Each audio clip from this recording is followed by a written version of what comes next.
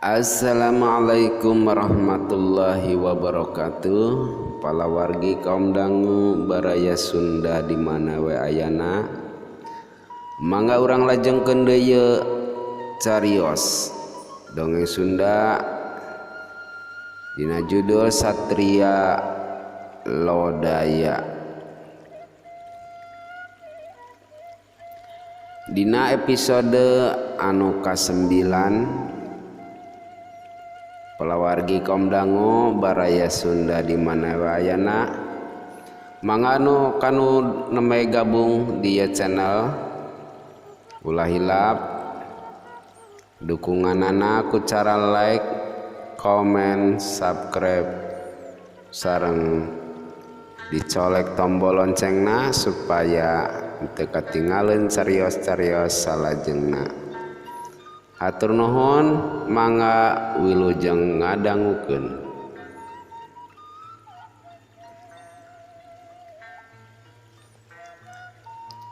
Bismillahirrahmanirrahim.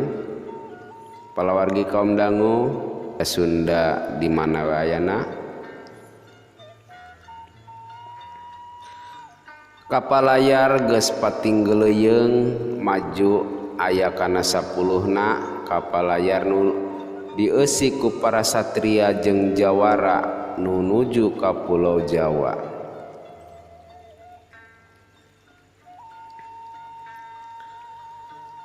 Kecapkeun di Pulau Jawa nu teu jauh ti sisi basisir ngajung kiring hiji wangunan nu dilapis ku benteng pertahanan anu kuat kacida. Ieu wangunan tayalian wangunan tempat dumukna para satria jagat bayang katut anak buahna anu loba kacida malah aya kana 100 urangna. Ieu anak buah satria jagat bayang di jero wangunan satria jagat bayang katinggal keur gunem catur bangunudaria. Kang kiwari Pulau Jawa geus dikawasa ku urang. Nah harek dituluykeun pikeun ngawasa pulau sejenna. Salah saurang satria tumanya, nyatang tuh urang ulah gampang puas, malah kuduna mah sakabeh alam dunia kudu takluk ka urang limaan. Hahaha. Terus iraha rek ngamimitian nyerbu deui pulau nu sejenna. Heula ulah gurung gusuh urang suka bunga heula we ayeuna mah. Kitu diantarana carita anu kadenge dina waktu harita sedang satuluyna ieu 5 satria urang tunda heula kaayaan di tempat satria jagat bayang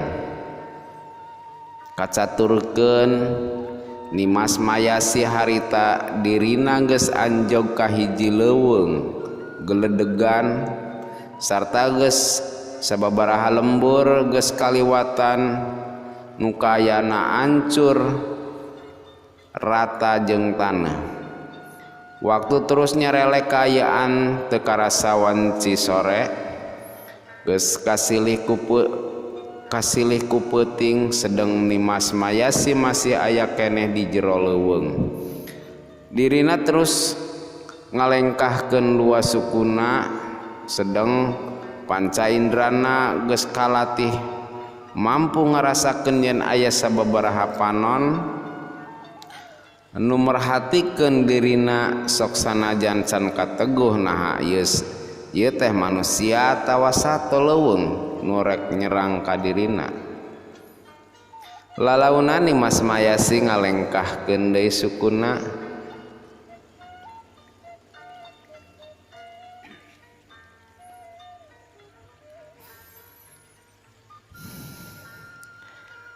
dina waktu harita keneh Jungjeleng 5 jalma nu make pakaian sing sarwa hideung Jelang celing jelegedeg 5 jalma pancuh nangtung ngahalangan jalan Nimas Mayasi.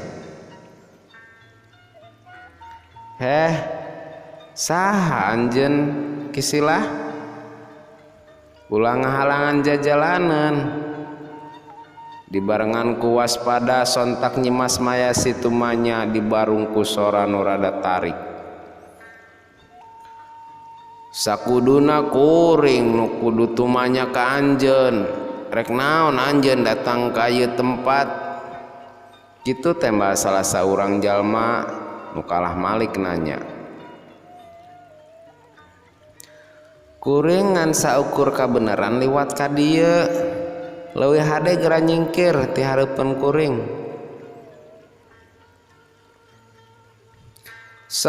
Tapi sok sanajan kitu ieu 5 jalma tetep tagen dina tempatna jiga nu teu ngadengekeun kana ucapan Nimas Mayasi. Atuh Nimas Mayasi langsung boga sangkaan yen ieu jalma lain jalma bener. Sapada harita Nimas Mayasi rada ngisedkeun 2 sukuna sarta sayaga pikeun narajang. Seak jeleng Nimas Mayasi miheulaan narajang tenggelan jeung tajongan butbet ngarah badan lawan. Sedeng ieu 5 jalma katinggal ngaranjug kaget waktu narima serangan Nimas Mayasi gentak 5 anak luncat ka sababaraha arah. Atuh panarajang Nimas Mayasi teh ngahancat tempat kosong. Sedengkeun 5 lawana geus ningker dirina ti sababaraha arah. Teu micen kasempetan 5 jalma pating corelat narajang ka Nimas Mayasi. Tata gerakna ngandung tanaga lapisan nu lain bantrak-bantrakeun. Runtuyan tenggelan murubut taya eureuna tapi kalayan. Enteng Nimas Mayasi mampu nyingkahan panarajang lawan. Dirina gesit babalicetan sarta ngagulak-gilek awakna beuki lila panarajang lawan beuki ngabahayakeun nu ngajadikeun Nimas Mayasi mesat pedangna. Srepet kurilap siat pedang nu geus dicabut tina warangkana ngahiuk mapag panarajang lawan. Atuh narima gerakan nu rada aneh ieu 5 jalma gentak ngagajleng mundur. Salah saurang di antarana jiga nu merhatikeun kana gagang pedang nu dicepeng ku Nimas Mayasi. Tuluy ngareret ka baturna bari cumarita, "Kakang, pedang nu dicekel ku ieu wanoja mangrupakeun pedang hiji jawara wanita nu kungsi ka sohor nyaeta Nyai Cakra Sungsang." "Heueuh benar, tapi urang jajal heula ieu wanoja nepi ka mana kamampuanna." Kitu carita ieu 5 jalma. Sapada harita ieu 5 jalma ngarubah tangtungan kuda-kudana. Teu jauh beda jeung Nimas Mayasi sarua geus ngarubah tangtungana. Pedang dicepeng ku leungeun katuhu sedeng leungeun kenca muterkeun warangka pedang. Aya hiji kaanehan tina tangtungan Nimas Mayasi nyaeta 2 panonna peureum jeung tina puteran warangka pedang ngaluarkeun pusaran angin nu lumayan rongkah. 5 jalma harita keneh jungjleng metakeun panarajang tata gerakna geus teu katuturkeun ku panon jalma biasa. Tunggulan datang ti arah kenca ngarah kana puhu ceuli, 2 tajongan ngarah kana dada jeung 2 totogan ngarah kana tonggong. Kusaliwat mah ieu panarajang lawan bakal keuna kana sasaran. Sabab ruang gerak pikeun Nimas Mayasi geus katutup. Tapi kajadian saterusna mata kaget mun seug aya nu ningalis. Sabab Nimas Mayasi sontak ngababukeun warangka pedangna ka 2 jalma ditukangeuna diteruskeun ku ngababukeun pedangna ka dua jalma nu nyerang ti arah hareup sarta sakilat Nimas Mayasi ngagorentelkeun awakna nyingkahan tenggelan nu geus ampir kena kana puhut ceuli sarta sakilat ngababuk suku lawan ku warangka pedang hiu jebrod babukan warangka pedang kena kana sasaran sapada harita saurang lawana ngagero bari ngagajleng ka tukang wuduh jeleng jerig jeug waktu ieu jalma nincak lemah katinggal ngajerig jeug waktu Nimas Mayasi rek mindo panarajang kadenge salah saurang lawana ngagero ditujukeun ka dirina. Para hadirin kaum dangu baraya Sunda di mana we ayana cukup teu kudu diteruskeun Nyimas kuring limaan ngaku eleh reg Nimas Mayasi nu rek ngagajlang jadi kebat anu antukna dirina jadi malik sarta neuteup kanu bieu cumarita cukup Nimas kuring yakin salira murid hiji jalma nu pernah kasohor sababaraha waktu ka tukang jeung kuring yakin anjeun boga tujuan pikeun numpes ka angkara murkaan kitu ucapan eta jalma. Palawargi kaum dangu baraya Sunda di mana we ayana atuh Nimas Mayasi tuluy nyampeurkeun eta jalma sanggeus deukeut tuluy cumarita apa ti mana anjeun ka guruh kula kuring apal kana pedang nu dicepeng ku salira eta pedang hiji jawara wanita nu katelah Nyai Cakra Sungsang hiji jawara nu sok tutulung sarta ngabantu ngeureunkeun kajahatan ngadenge kitu Nimas Mayasi jadi ngaharuk sabab ingat kanu jadi guruna nu tetela kakoncara sarta katelah Nyai Cakra Sungsang nu kiwari geus tilar dunya sanggeus beres nurunkeun sakabeh elmuna ka dirina.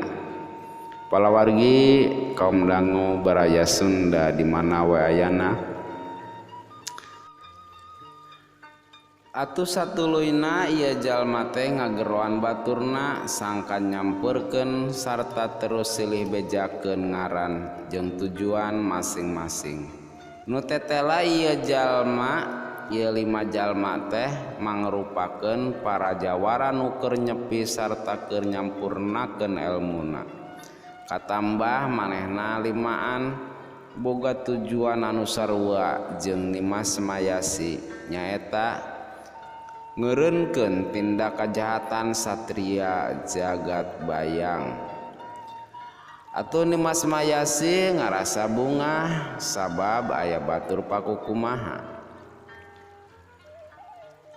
Palawargi kaum dangu baraya Sunda di mana wae ayana dugi ka dieu heula palawargi dina cariyos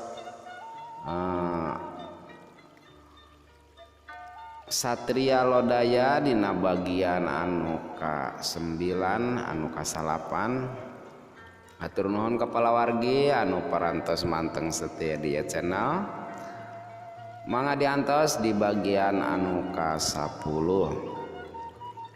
atur nuhun mangga permios.